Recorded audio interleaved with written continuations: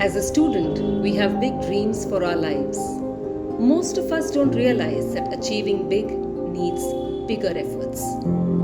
People have a strong will to win, but only a few have the will to prepare to win. Among that is our young innovator and entrepreneur, Prajwal NH. At a very young age, Prajwal used to be very much interested in electronics and robotics.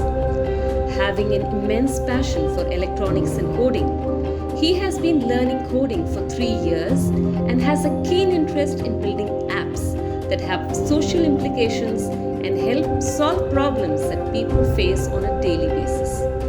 He has developed many apps that are economical solutions to bigger problems like water scarcity or road safety. Learning the nuances of entrepreneurship at such a young age, Prajwal has now turned into a social entrepreneur and he co-founded Cloud Attack, a cloud computing solutions and consulting company. Curiokidz, together with the Kalasalingam Innovation Foundation, are really happy to have Prajwal as the power speaker for our today's webinar, Empowering Entrepreneurial Mindset in Students. A very hearty welcome to you, Prajwal. Over to you.